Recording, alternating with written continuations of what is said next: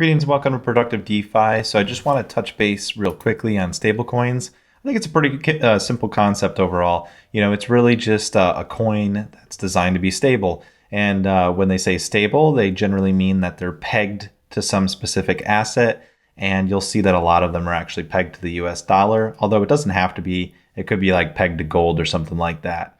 But most of the popular ones are pegged to the US dollar. So here I have on coinmarketcap.com. I'm on the stable view or the stablecoin view. And the stablecoin view just shows us the largest market cap stablecoins, the coins that are traded and held the most, basically. So you can see we have Tether. So that's a USDT. That's the token coin. So Tether pegged to the dollar. So it's $1 in value. USDC, which I mentioned briefly before when we loaded our account on Coinbase, and that's $1. So pegged to $1. Now we have DAI. This is also pegged to $1. Now, if you look closely, you will notice some of these are not necessarily on a perfect dollar. They're kind of dipping below. Well, the reason that happens is these coins are designed to be stable, and they have a special protocol and algorithm that works on the blockchain to basically help regulate the supply and demand of the asset in order to basically keep it stabilized at $1. It can fluctuate a little bit off $1. Generally, it's always okay.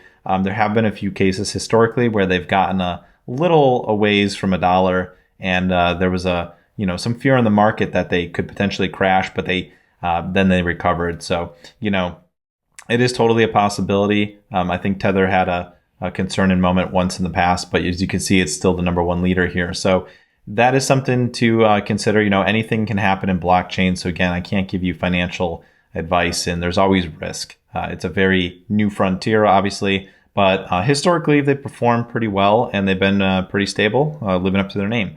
So that's pretty much all there is, and you can see the list of some of the most popular stablecoins, but they're all designed to be pegged to some specific asset, and you would have to research it to maybe find out why this one is pegged to around 31 cents. What is that tied to? And you could do some research and so forth. But as you can see, most of them are pegged to be $1. Even PayPal has a PayPal US dollar, tried to peg it to $1. So that's all stablecoin is. So it should relatively stay pegged to the asset that it's tied to. And they're generally popular in blockchain because they're stable. So, when people want to make sure their assets are moving around and they're worried about, Bitcoin or Ethereum going up and down in value. So that's a good thing to consider. Let's just go to the coin market cap for everything and let's look at Bitcoin.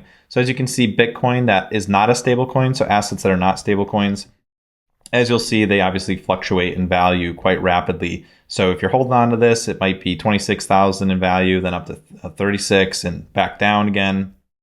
So there's, fluctuations, and same thing with Ethereum and the other coins that are not stable coins. So just, stable coins are well contrasted with what is not a stable coin. And as you can see, the value fluctuates, anything that's not a stable coin. So stable coins are popular. They're a popular way to transact finances especially in DeFi, because it allows you to make sure that, what you put in, if you put in $1 somewhere and you invest it and you're able to earn some interest or something on a stable coin, you're pretty much going to get $1 back when you sell it, and you don't have to worry about fluctuating.